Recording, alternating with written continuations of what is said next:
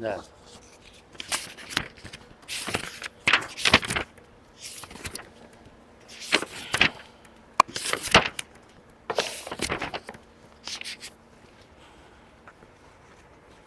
إذ قال إبراهيم. بسم الله الرحمن الرحيم. الحمد لله والصلاة والسلام على رسول الله وعلى آله وصحبه ومن والاه. قال الإمام البغوي رحمه الله تعالى: قوله عز وجل: وإذ قال إبراهيم رب اجعل هذا البلد، يعني الحرم، آمنا ذا أمن يؤمن فيه واجنبني أبعدني وبني أن نعبد الأصنام. يقال جنبته الشيء وأجنبته جنبا، وجنبته تجنيبا واجتنبته اجتنابا بمعنى واحد. فإن قيل قد كان إبراهيم عليه السلام معصوما من عبادة الأصنام، فكيف يستقيم السؤال وقد عبد كثير من بنيه الأصنام؟ فأين الإجابة؟ قيل الدعاء في حق إبراهيم عليه السلام لزيادة العصمة والتثبيت، وأما دعاؤه لبنيه فأراد بنيه من صلبه ولم يعبد منهم أحد الصنم. وقيل إن دعاءه لمن كان مؤمنا من بنيه: رب إنهن أضللن كثيرا من الناس، يعني ضل بهن كثير من الناس عن طريق الهدى حتى عبدوهن. وهذا من المقلوب، نظيره قوله تعالى: إنما ذلكم الشيطان يخوف أولياءه، أي يخوفهم بأوليائه. وقيل نسب الإضلال إلى الأصنام لأنهن سبب فيه، كما يقول القائل: فتنتني الدنيا، نسب الفتنة إلى الدنيا لأنها سبب الفتنة. فمن تبعني فإنه مني، أي من أهل ديني، ومن عصاني فإنك غفور رحيم. قال السدي معناه: ومن عصاني ثم تاب. وقال مقاتل بن حيان: ومن عصاني فيما دون الشرك. وقيل قال ذلك قبل أن يعلمه الله أنه لا يغفر الشرك. قوله عز وجل: ربنا إني أسكنت من ذريتي، أدخل من للتبعيض، ومجاز الآية: أسكنت من ذريتي ولدا بواد غير ذي زرع، وهو مكة، لأن مكة واد بين جبلين عند بيتك المحرم. يعني جزء الشيء، يعني بعض الشيء. نعم. عند بيتك المحرم سماه محرما لأنه يحرم عنده ما لا يحرم عند غيره. أخبرنا عبد الواحد بن أحمد المليحي، أخبرنا أحمد بن عبد الله النعيمي، أخبرنا محمد بن يوسف، حدثنا محمد بن إسماعيل، حدثنا عبد الله بن محمد، حدثنا عبد الرزاق، أنبأنا معمر عن أيوب السختياني وكثير بن أبي كثير بن المطلب بن أبي وادعة، يزيد أحدهما على الآخر، عن سعيد بن جبير قال: قال ابن عباس: أول ما اتخذ النساء المنطقة من قبل أم إسماعيل، اتخذت منطقا لتعفي أثرها على سارة. تعفي. خط تشديد. أحسن. تعفي. لتعفي أثرها. لتعفي أثرها على سارة. ثم جاء بها إبراهيم عليه السلام وبابنها إسماعيل وهي ترضعه حتى وضعهما عند البيت عند دوحة فوق زمزم في أعلى المسجد، وليس بمكة يومئذ أحد وليس بها ماء، فوضعهما هنالك، ووضع عندهما جرابا فيه تمر وسقاء فيه ماء. ثم قفل إبراهيم منطلقا، فتبعته أم إسماعيل فقالت: يا إبراهيم أين تذهب وتتركنا بهذا الوادي الذي ليس فيه إنس ولا شيء؟ فقالت له ذلك مرارا، وجعل لا يلتفت إليها. فقالت له: الله أمرك بهذا؟ قال: نعم. قالت: إذن لا يضيعنا. ثم رجعت. فانطلق إبراهيم حتى إذا كان عند الثنية حيث لا يرونه استقبل بوجهه البيت، ثم دعا بهؤلاء الدعوات، فرفع يديه فقال: ربنا إني أسكنت من ذريتي بواد غير ذي زرع، حتى بلغ يشكرون. وجعلت أم إسماعيل ترضع إسماعيل وتشرب من ذلك الماء، حتى إذا نفد ما في السقاء عطشت وعطش ابنها، وجعلت تنظر إليه يتلبط، أو قال يتلوى، وانطلقت كراهية أن تنظر إليه، فوجدت الصفا أقرب جبل في الأرض يليها، فقامت عليه، ثم استقبلت الوادي تنظر هل ترى أحدا، فلم تر أحدا، فهبطت من الصفا حتى إذا بلغت الوادي رفعت طرف درعها، ثم سعت سعي الإنسان المجهود حتى جاوزت الوادي، ثم أتت المروة فقامت عليها ونظرت هل ترى أحدا، فلم تر أحدا، ففعلت ذلك 7 مرات. قال ابن عباس: قال النبي صلى الله عليه وسلم: فلذلك سعى الناس بينهما. فلما أشرفت على المروة سمعت صوتا فقالت: صه، تريد نفسها، ثم تسمعت فسمعت أيضا فقالت: قد أسمعت إن كان عندك غواث. فإذا هي بالملك عند موضع زمزم، فبحث بعقبه أو قال بجناحه حتى ظهر الماء، فجعلت تخوضه وتقول بيدها هكذا، وجعلت تغرف من الماء في سقائها وهو يفور بعدما تغرف. قال ابن عباس: قال النبي صلى الله عليه وسلم: يرحم الله أم إسماعيل لو تركت زمزم، أو قال: لو لم تغرف من الماء لكانت زمزم عينا معينا. قال: فشربت وأرضعت ولدها، فقال لها الملك: لا تخاف الضيعة، فإنها هنا بيت الله يبنيه هذا الغلام وأبوه، وإن الله لا يضيع أهله. وكان موضع البيت مرتفعا من الأرض كالرابية، تأتيه السيول فتأخذ عن يمينه وشماله، فكانت كذلك حتى مرت بهم رفقة من جرهم أو أهل بيت من جرهم مقبلين من طريق كداء، فنزلوا في أسفل مكة فرأوا طائرا عائفا، فقالوا: إن هذا الطائر لا يدور على ماء، ولعهدنا بهذا الوادي وما فيه ماء. فأرسلوا جريا أو جريين فإذا هم بالماء، فرجعوا فأخبروهم بالماء، فأقبلوا وأم إسماعيل عند الماء، فقالوا: أتأذنين لنا أن ننزل عندك؟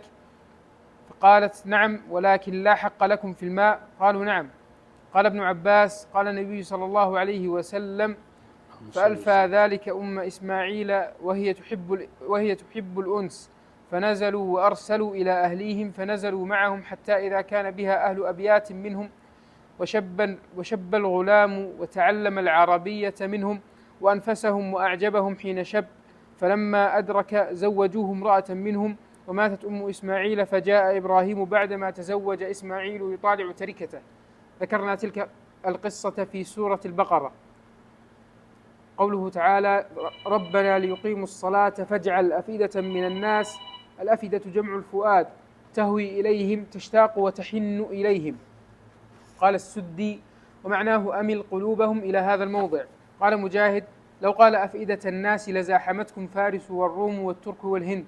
وقال سعيد بن جبير: لحجت اليهود والنصارى والمجوس، ولكنه قال أفئدة من الناس وهم المسلمون، وارزقهم من الثمرات ما رزقت سكان القرى ذوات الماء لعلهم يشكرون. ربنا إنك تعلم ما نخفي وما نعلن من أمورنا. وقال ابن عباس ومقاتل: من الوجد بإسماعيل وأمه حيث أسكنتهما بواد غير ذي زرع، وما يخفى على الله من شيء في الأرض ولا في السماء. حيث أسكنتهما مفتوح عندك؟ يعني يصح الأمر، ما في مشكلة، كمل. ربنا إنك تعلم ما نخفي وما نعلن من أمورنا. وقال ابن عباس ومقاتل: من الوجد بإسماعيل وأمه حيث أسكنتهما بواد غير ذي زرع، وما يخفى على الله من شيء في الأرض ولا في السماء. قيل هذا صلة قول إبراهيم. وقال الأكثرون: يقول الله عز وجل: وما يخفى على الله من شيء في الأرض ولا في السماء، الحمد لله الذي وهب لي على الكبر أعطاني إسماعيل وإسحاق إن ربي لسميع الدعاء. قال ابن عباس: ولد إسماعيل لإبراهيم وهو ابن 99 سنة، وولد إسحاق وهو ابن 112 سنة. وقال سعيد بن جبير: بشر إبراهيم بإسحاق وهو ابن 117 سنة. رب اجعلني مقيم الصلاة، يعني ممن يقيم الصلاة بأركانها ويحافظ عليها، ومن ذريتي، يعني اجعل من ذريتي من يقيمون الصلاة. ربنا وتقبل دعاء، أي عملي وعبادتي. سمى العبادة دعاء، وجاء في الحديث: الدعاء مخ العبادة. وقيل معناه: استجب دعائي. ربنا اغفر لي ولوالدي. فإن قيل كيف استغفر لوالديه وهما غير مؤمنين؟ قيل قد قيل إن أمه أسلمت، وقيل أراد إن أسلما وتابا، وقيل قال ذلك قبل أن يتبين له أمر أبيه. وقد بين الله تعالى عذر خليله صلى الله عليه وسلم في استغفاره لأبيه في سورة التوبة: وللمؤمنين، أي يغفر للمؤمنين كلهم يوم يقوم الحساب، يبدو ويظهر. وقيل أراد يوم يقوم الناس للحساب، فاكتفى بذكر الحساب لكونه مفهوما.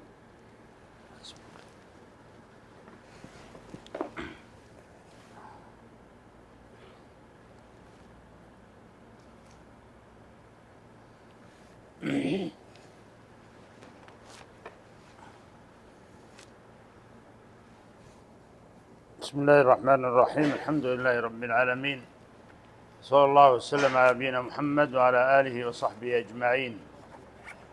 اللهم علمنا ما ينفعنا وانفعنا بما علمتنا وزدنا علما يا رب العالمين. سبحانك لا علم لنا إلا ما علمتنا إنك أنت العليم الحكيم.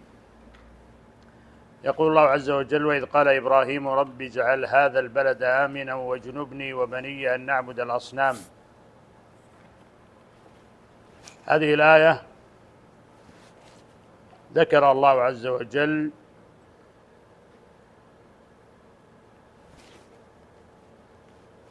في هذه السورة الكريمة التي سميت باسم إبراهيم عليه السلام، فهذه الآية هي التي تكون سبب التسمية، فإن إبراهيم خليل الرحمن صلى الله عليه وسلم أبو الأنبياء ذكره الله عز وجل في هذه الآيات بعدما ذكر وعاب على المشركين مشركي قريش الذين قابلوا نعم الله العظيمة الجليلة الكريمة عليهم بالكفران، حيث قال الله عز وجل في آية قبلها: ألم تر إلى الذين بدلوا نعمة الله كفرا وأحلوا قومهم دار البوار. سبق معنا أن المقصود بهذه الآية قصدا أوليا هم كفار قريش، كما قال ابن عباس رضي الله عنه في البخاري، قال: هم كفار قريش. وإن كانت الآية تتناول كل من اتصف بهذه الصفة، والعبرة بعموم اللفظ لا بخصوص السبب، لكن هذه الآية إنما نزلت أول ما نزلت في شأن كفار قريش. وسبق معنا في الدرس الماضي أن الله عز وجل جعل نعمه قسمين: نعم دنيوية مرتبطة بالدنيا تنتهي بانتهائها، ونعم دينية أخروية تمتد إلى الآخرة. ومن هذه النعم العظيمة الجليلة الأخروية نعمة الهداية إلى الحق، وهي التي أرسل الله بها الرسل وأنزل الكتب، وأكرم هذه الأمة بهذا النبي الكريم صلى الله عليه وسلم الذي أخرجه من قريش، فقابلوا هذه النعمة بالكفران. هذه النعمة العظيمة الجليلة التي هي نعمة دينية أخروية قابلوها بالكفران، فإنهم لما جاءهم النبي الكريم صلى الله عليه وسلم الذي يعرفونه ويعرفون صدقه وأمانته، ودعاهم إلى الحق وإلى التوحيد، بدلوا ولم يستجيبوا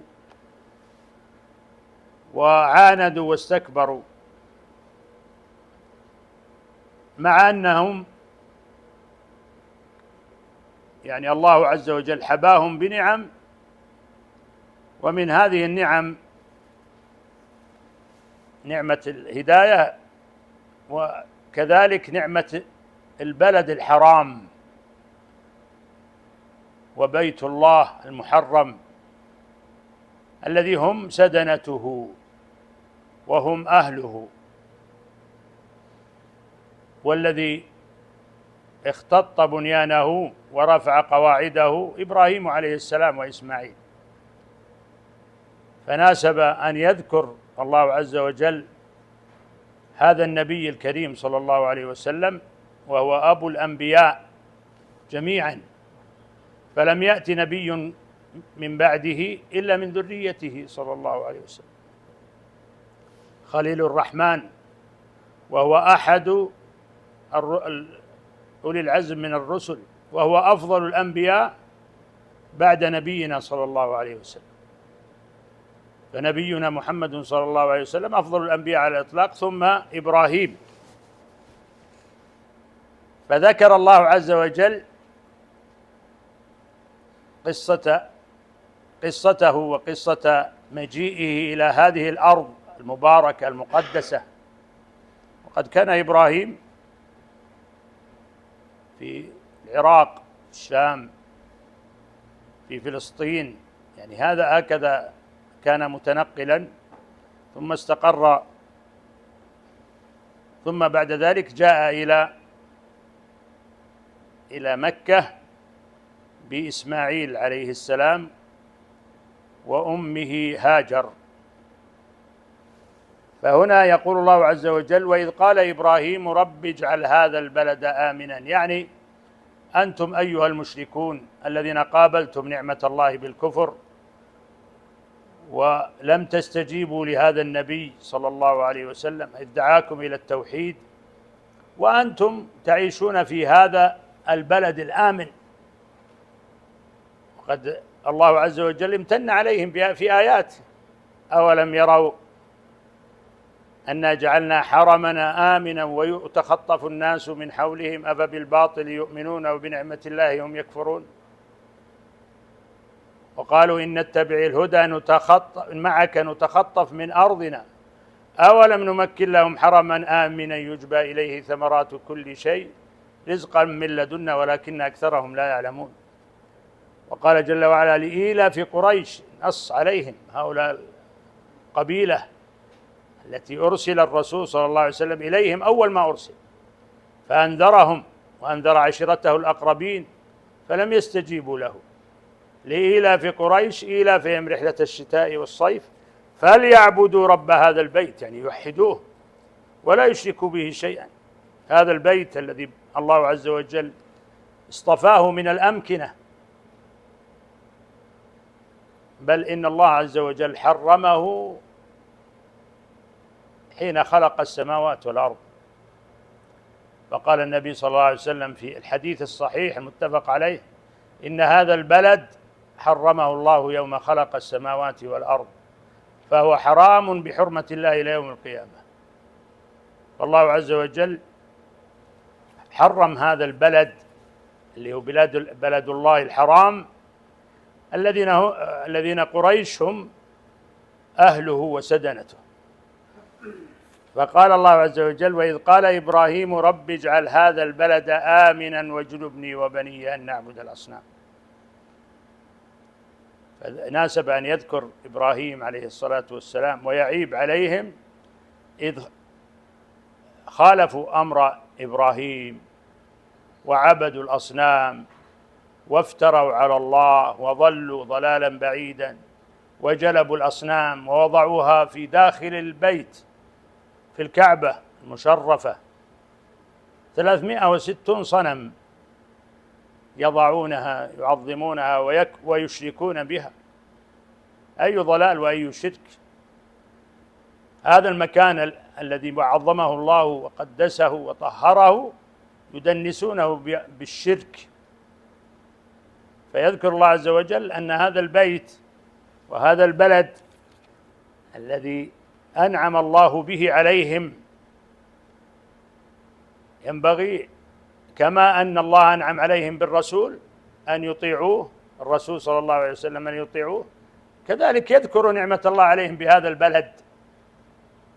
أولم يروا أنا جعلنا حرما آمنا ويتخطف الناس من حولهم، وهم يعلمون خبر إبراهيم عليه الصلاة والسلام ويعرفون القصة ويعرفون ما حصل من إسماعيل وزمزم وبئر زمزم، وما حصل من فداء الله لإسماعيل عليه السلام بالكبش الذي أنزله الله عز وجل على إبراهيم، حتى إن قريشا علقت قرني الكبش في الكعبة ولم يزل معلقا حتى هدمت الكعبة أو ضربت في عهد ضربها الحجاج واحترقت فزالت هذه. فهذه كلها أمور يعرفونها ويعلمونها. فالله عز وجل يقول: وإذ قال إبراهيم، يعني في هذه السياقات، سياق العيب على هؤلاء المشركين يذكرهم. ولذلك يعني قال بعض المفسرين أن هذا من عطف الجملة على الجملة. وإذ قال إبراهيم عطف على إيش؟ ألم تر إلى الذين بدلوا نعمة الله كفرا وأحلوا قومهم دار البوار. رب اجعل هذا البلد آمنا واجنبني وبني أن نعبد الأصنام. فدعا ربه إبراهيم عليه السلام أن يجعل هذا البلد آمنا، ودعا أيضا في سورة البقرة: اجعل هذا بلدا آمنا. فكلاهما يعني حتى قال بعض المفسرين إن الدعاء ذاك الأول، والثاني الذي في إبراهيم. فدعا بلدا آمنا ثم دعا أن يكون هذا البلد آمنا، هذا زيادة في تأكيد الدعاء. فهو يدعو عليه السلام لهذا البلد الذي الله عز وجل جعله مقدسا ومعظما أن يحل عليه الأمن ويزيل عنه الخوف. وكذلك فعل ربنا جل وعلا فجعله آمنا، وامتن على المشركين: أولم يروا أنا جعلنا حرما آمنا ويتخطف الناس من حوله واجنبني وبني أن نعبد الأصنام. كذلك يدعو إبراهيم عليه السلام أن يجنبه ربه وأن يجنبه ربه عبادة الأصنام والأوثان التي افتراها المشركون وضلوا بها وأضلوا بها كثيرا. وهذا يدل على أنه ينبغي أن يخشى الإنسان على نفسه، وأن يدعو دائما بأن يحفظه الله عز وجل وأن يثبته على الحق. فإذا كان هذا نبي الله وخليل الله يدعو بهذا الدعاء، فكذلك يعني من بعده يدعون دائما يدعون بأن يثبتهم الله عز وجل. وكان نبينا صلى الله عليه وسلم يكثر من دعاء: اللهم يا مقلب القلوب ثبت قلوبنا على دينك، ثبت قلبي على دينك. فدعا أن يجنبه ربه عبادة الأصنام، وكذلك بنيه، فهو دعا له ولبنيه. هكذا ينبغي الإنسان يدعو له ولوالديه وذريته، يدعو لوالديه ويدعو لذريته. فهو دعا له ولذريته أن يجنبه الله عبادة الأصنام وهي الشرك بالله عز وجل. وهل استجاب الله عز وجل له ذلك؟ ذكر المفسرون فيها أقوالا. قيل أنه مقصود ببنيه من صلبه، والذين هم من صلبه من هم؟ اثنان فقط: إسماعيل وإسحاق. الحمد لله الذي وهب لي على الكبر إسماعيل وإسحاق إن ربي لسميع الدعاء. وقيل أن الله عز وجل لم يستجب له في ذريته أن يكونوا كلهم من الموحدين، فإنه طلب أمرا في قول الله عز وجل: وإذ ابتلى إبراهيم ربه بكلمات فأتمهن قال إني جاعلك للناس إماما قال ومن ذريتي قال لا ينال عهد الظالمين. والأنبياء عليهم الصلاة والسلام يدعون فيستجيب الله لهم دعاءهم، وقد يمنعهم لحكمة بالغة، فإن الله العليم الحكيم. كما صح الخبر عن النبي صلى الله عليه وسلم أنه قال: سألت ربي ألا يهلك أمتي بالغرق فأعطانيها، وسألته ألا يجعل بأسهم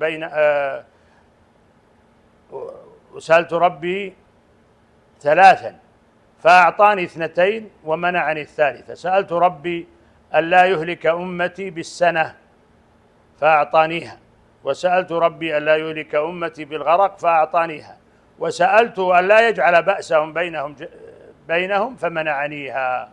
هذا في الصحيح في البخاري. فمنع الله عز وجل عن نبيه هذه المسألة حكمة بالغة، فإن الله عز وجل له الحكمة البالغة فيما يقضي ويقدر. فكذلك إبراهيم عليه السلام القول الأرجح والله أعلم أنه لم يستجب له ربه فكان جميع بنيه جنبهم الله عز وجل عبادة الأصنام، بل إنه فيما بعد ذلك حصل منهم ما حصل من عبادة الأصنام. أما إن كان المقصود أبناءه من صلبه فهذا واضح وبين أنهم أنبياء عليهم الصلاة والسلام، إسماعيل وإسحاق أنبياء. لكن إن كان مقصود جميع أبنائه فهذا لم يحصل. ثم قال عليه الصلاة والسلام: ربي إنهن أضللن كثيرا من الناس، يعني هذه الأصنام وهذه الأوثان حصل بعبادتهن ضلال كبير في الناس، لأن هذه العبادة عبادة باطلة، والله عز وجل هو المعبود حقا، والمعبود فردا لا يعبد معه غيره سبحانه. فكل من عبد غير الله فقد ضل وظلم. يا بني لا تشرك بالله إن الشرك لظلم عظيم. فقال عليه السلام هنا في وصف هذه الأصنام التي ضل بسببهن كثير من الناس: ربي إنهن أضللن كثيرا من الناس فمن تبعني فإنه مني، يعني من تبعني على الهدى والتوحيد والاستقامة على الدين فإنه مني، ومن عصاني فإنك غفور رحيم. وكل الأمر إلى ربي عز وجل. ثم قال عليه السلام بعد ذلك: ربنا إني أسكنت من ذريتي. ربنا هنا يعني يا ربنا، دعاء ونداء لله لربه عز وجل. إني أسكنت من ذريتي بواد غير ذي زرع عند بيتك المحرم. هنا يذكر الله عز وجل دعاء إبراهيم عليه السلام، وقدم بين يدي دعائه أنه أسكن بعضا من ذريته. فإن إبراهيم عليه السلام كما هو معلوم تزوج سارة عليه السلام فلم تنجب ولم يولد له، ثم إنه ذهب إلى مصر، دخل مصر، قيل إنه لحاجة الطعام يأتي بالميرة، فذهب إلى مصر. لما ذهب إلى مصر علم النمرود وهو ملك مصر، وبلغه أنه دخل رجل من فلسطين معه امرأة حسناء وكذا وكذا من وصفها، فطلبها هذا الشقي وجيء بها إليه. فقال إبراهيم عليه السلام لسارة: إذا سألك عني فقولي إنه أخي، فإني لا أعلم أحدا على الإسلام غيري وغيرك. فدخلت عليه وأدخلوها عليه يريدها، فحفظها الله عز وجل وعصمها من هذا الجبار العنيد. وكان كلما مد يده إليها يبست يده، فكرر ذلك مرارا فيبست يده لا يستطيع أن يمسها، حفظها الله. فقال: أخرجوها فإنما أدخلتم علي شيطانة، وأعطاها وليدة، يعني أهداها وليدة يعني جارية. فرجعت عليه رضي الله عنها إلى إبراهيم ومعها الوليدة، فقال: ما وراءك؟ ماذا حصل؟ فقالت: حفظني الله من الجبار من الكافر، وأهداني هذه الوليدة وهي لك. فأهدتها عليها رضوان الله إلى إبراهيم، وكأنها تريد بذلك أن يرزق بالولد لأنها لا تلد، فأخذها وقبلها منها، ثم إنها حملت بإسماعيل فولدت إسماعيل، فلما ولدته وهو رضيع جاءه الأمر من السماء. وأما ما يقال بأنها غارت سارة رضي الله عنها وأنه أراد إبراهيم عليه السلام أن يبعد هاجر وولده عنها، هذا لا يصح، لأن الله عز وجل اصطفى هذه المرأة زوجا لنبيه واختارها، ثم إنه لا يمكن أن يخرج إبراهيم عليه السلام بهذه المسافات الطويلة ويضع ابنه وأمه وزوجته هاجر في هذا الوادي غير زرع بس فقط لإبعادها عن سارة. لإبعادها عن سارة يمكن أن يكون بأيسر من ذلك، لكن الله عز وجل اقتضت حكمته أن يحصل هذا الأمر، فيأتي الأمر الإلهي من الله عز وجل إلى نبيه إبراهيم عليه السلام أن يأخذ هذا الطفل الرضيع وهذه المرأة ويذهب إلى هناك، إلى تلك الجبال السوداء. وقد جاءوا من أرض ذات أنهار وأشجار وهي بلاد الشام، وجاءوا إلى تلك الجبال السوداء التي ليس فيها زرع، حتى قال الله عز وجل في وصفها على لسان إبراهيم: بواد غير ذي زرع عند بيتك المحرم. بواد غير ذي زرع عند بيتك المحرم. فلما أن ذهب بها وضعها في هذا المكان، كما صح في ذلك الأخبار في البخاري أن إبراهيم عليه السلام أخذ هاجر وإسماعيل وسار من فلسطين حتى وصل إلى هذه الأرض التي الله عز وجل أمره أن يأتي إليها، وهي بيت الله المحرم الذي حرمه الله عز وجل يوم خلق السماوات والأرض، كما قال النبي صلى الله عليه وسلم: إن هذا البلد حرمه الله يوم خلق السماوات والأرض.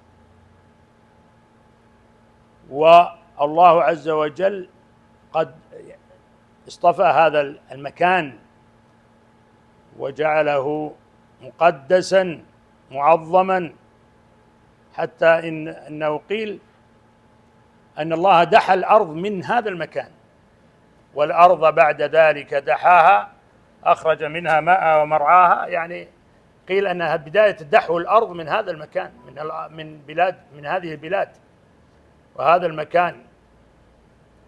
وأيضا قيل أن بيت الله المعمور الذي يدخله 70,000 ملك كل يوم لا يعودون إليه إلى قيام الساعة، وهو البيت المعمور في السماء، مسامت لهذا البيت، بيت الله عز وجل الحرام، الذي ذكره الله عز وجل في هذه الآيات: ربنا إني أسكنت من ذريتي بواد غير ذي زرع عند بيتك المحرم. فقط بيت الله المحرم.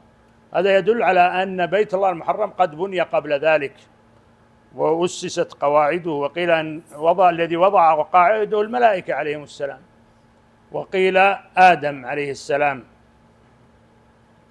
فالمقصود أنه موجود القواعد، ولذلك قال الله عز وجل: وإذ يرفع إبراهيم القواعد من البيت وإسماعيل. فرفعوا القواعد موجودة ثم رفعوها. فهنا يقول الله عز وجل: ربنا إني أسكنت من ذريتي بواد غير ذي زرع. واد هو واد وليس فيه زرع ولا إنس ولا ناس يسكنون. الناس يسكنون لوجود الماء، أما إذا لم يكن ثم ماء فلا سكن أبدا، يهلكون لو سكنوا. حتى إن القوم الذين مروا على هذه الأرض وهم بنو جرهم قادمون من اليمن رأوا طيرا تطوف في السماء، والعرب تعرف أن الطيور تدور على أشياء معينة ومنها الماء، فقالوا إننا لم نعهد ماء في هذا المكان، يعني هذا المكان ليس فيه ماء ولا زرع، جبال سميت في كتب التوراة جبال قاران، جبال سوداء كما تعلمون الآن من حال جبال مكة ليس فيها شيء. فقال الله عز وجل ربنا، يعني على لسان إبراهيم، ربنا إني أسكنت من ذريتي بواد غير ذي زرع عند بيتك المحرم، يعني ربنا ليقيموا الصلاة، يعني هذا هو السبب الذي الله عز وجل جعل البيت الحرام، وهو إقامة الصلاة التي فيها توحيد الله عز وجل. وهذا البيت هو بيت لإقامة الصلاة وللطواف وتعظيم هذا البيت، أن طهر بيتي للطائفين والقائمين والركع السجود. فالذين يذهبون إلى بيت الله الحرام ما بين طائف وراكع وساجد. ربنا ليقيموا الصلاة فاجعل أفئدة من الناس تهوي إليهم. وجاء في الخبر الصحيح البخاري أنه سار وسار وسار حتى وصل إلى هذا المكان المحدد الذي الله عز وجل أراده، فوضعهم في هذا المكان ثم ذهب وتركهم. وفي هذا ابتلاء لسارة عليها السلام، لهاجر عليه السلام، ولم يخبرها ليتم ابتلاؤها، وقد كانت مؤمنة عليها رضوان الله وسلامه. فسألت أتذهب وتتركنا هنا بلا ماء وبلا أكل ولا ليس في أحد، لا في هذا الوادي ليس في أحد، فلا يرد عليها، ثم تعيد الكلام فلا يرد عليه، ثم تقول الله أمرك بهذا. يعني هنا فهمت رضي الله عنها أن الأمر من عند الله، وأنه ليس من عند إبراهيم عليه السلام. وما كان إبراهيم عليه السلام يعرض زوجه وابنه الذي وهبه الله على الكبر وفرح به فرحا شديدا، وهذا ابتلاء أيضا لإبراهيم عليه السلام، فليس له أن يعرض ابنه هذا المهالك لولا أن الله أمره بهذا. فقال أشار برأسه أن نعم، يعني الله أمرني بهذا. فقالت رضي الله عنها إذن لا يضيعنا الله. صدقت، وهذا إيمان منها بالله عز وجل، ولم يضيعها الله عز وجل، بل رفع الله عز وجل ذكرها وذكر ابنها، وجعل من سلالتهم هذا النبي الكريم صلى الله عليه وسلم.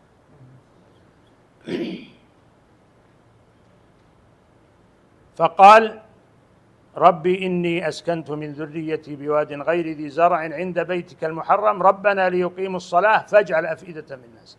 فلما تولى عنهم، يعني تركهم ومضى، ودار الحوار بينها وبين إبراهيم، وأشار برأسه أن نعم لما سألته الله أمرك بهذا.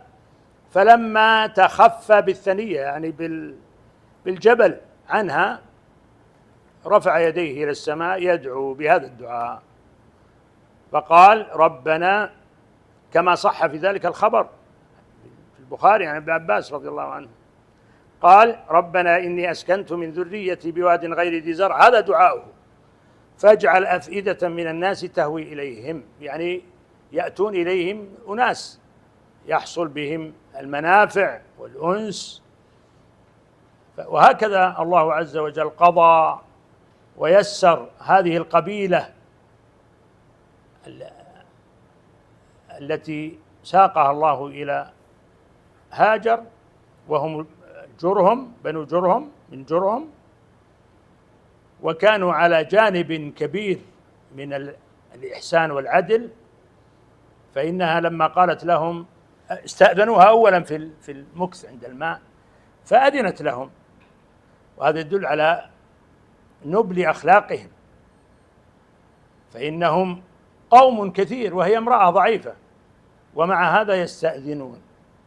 ثم لما استأذنوا قالت لهم ليس لكم حق في الماء، فوافقوا على ذلك، فهذا أيضا من نبلهم.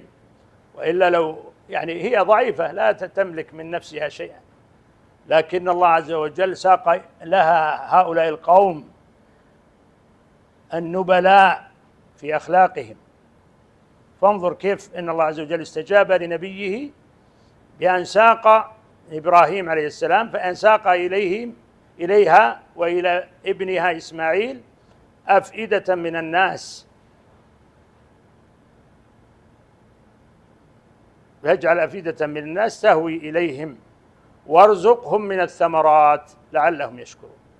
وكذلك فعل ربنا عز وجل، فرزق الله عز وجل نبيه هاجر وإسماعيل، ولم تزل الثمرات هذه الله يغدقها على هذه البلاد إلى قيام الساعة، حتى إن العجب الذي يرى أن دائما الثمرات في مكة كثيرة، أطعمة ولله الحمد، وأنواع الأطعمة والأشربة، وكذلك الثمرات ويجبى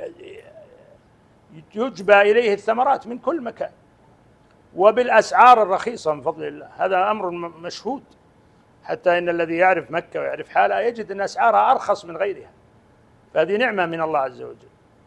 فاجعل أفئدة من الناس تهوي إليهم وارزقهم من الثمرات لعلهم يشكرون. ثم قال ربنا إنك تعلم ما نخفي وما نعلن، يعني كل أمرنا سواء، إن أخفينا أو أعلنا فهو سواء بالنسبة للرب علام الغيوب الذي يعلم ما تكنه الصدور. إنك تعلم ما نخفي وما نعلن وما يخفى على الله من شيء في الأرض ولا في السماء، فلا يخفى على الله شيء في الأرض ولا في السماء، فهو العالم علام الغيوب.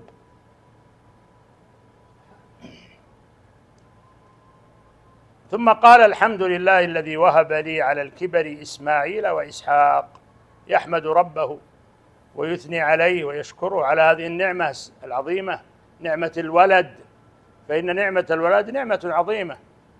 وإبراهيم عليه السلام مضى وقت طويل حتى بلغ 99 كما مر معنا في التفسير، 99 سنة وهو لا يولد له، فوهب الله له على الكبر إسماعيل وإسحاق إن ربي لسميع الدعاء. ونقف على هذه الآية، الحمد لله الذي وهب لي على الكبر إسماعيل وإسحاق، والله أعلم، صلى الله وسلم على نبينا محمد.